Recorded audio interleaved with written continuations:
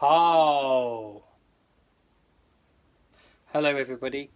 Today I'm going to show you something that I've come up with this morning, moping around my workshop. I need a new neck rest for my guitars that I work on. You know, even if you have at home guitars that need a tweak here and there, you've got a couple, this is going to be useful for you, I hope.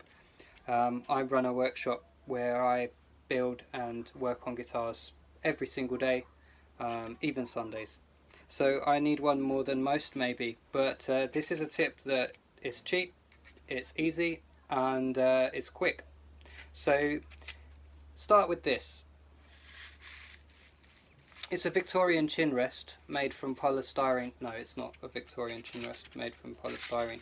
It's a guitar neck rest that comes in the box of a brand new guitar, like a Fender, like a Chinese copy of a guitar, like any guitar. Even a Fender made Chinese guitar. There you go. Chinese made Fender guitar? Both, either. This will come in the box. What you can do, this is a very sturdy base for a guitar neck rest. It is, however, really lightweight and crappy. What you're going to do is you're going to get some fabric.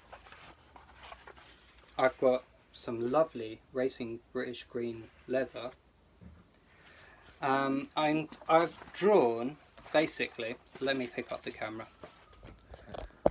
as usual, too much talking, too much mess, and terrible camera work. I've drawn this side, I've drawn, flipped it over, that's important, don't forget that. That side, I've drawn the underside, but with an overlap on every side. On this side there's about 2 mil, on that side I might actually increase it, about 2 mil, and then on these sides, each side here, we've got about 5 mil, because it's going to basically overlap these two that will be basically flush with the top of this lip here, and that will just basically be a nice smooth surface that you won't be able to see any joins. It won't be opening up over time, the more necks and the more you use it. And I've also done this side, and I've also done that side. You don't have to do it on the side that you actually want facing out to you, because you might get crappy pen marks, but that's the way I've done it. I wasn't thinking much about it, and I just wanted to go ahead and do it. So we'll see if any of those pen marks end up in the final build. They might do. I might scratch them out. The other thing that we need to do is create a base for it, because this is obviously just going to fly around wherever it wants to. So what we're going to do is get a piece of exotic flame maple neckwood. No, we're not going to get exotic flame maple neckwood. We might get a piece of ash that's just an offcut from something, or maybe a piece of old reclaimed mahogany out here, or maybe even a piece of fence pine that was donated to me, like this piece here. It's a terrible mess. I've got delivery of this giant spray booth thing that I'm going to put together. I'm working on about 15 guitars all at the same time, so you know, like an artist, I just have all of my stuff just splayed out in every corner that I need it to. This is a new buffing wheel.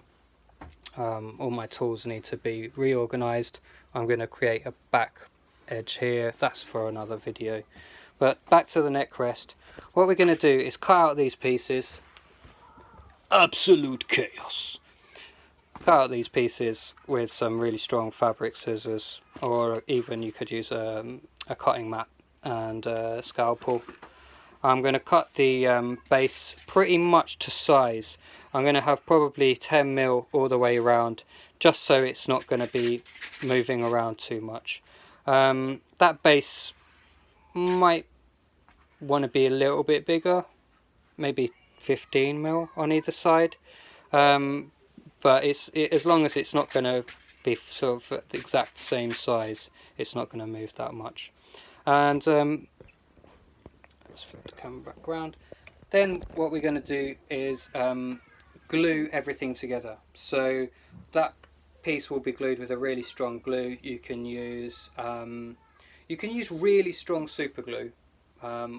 It might not last as long as you want it to, and if you're using different kind of fabric, like something that will have bleed through, try and use something not too water based.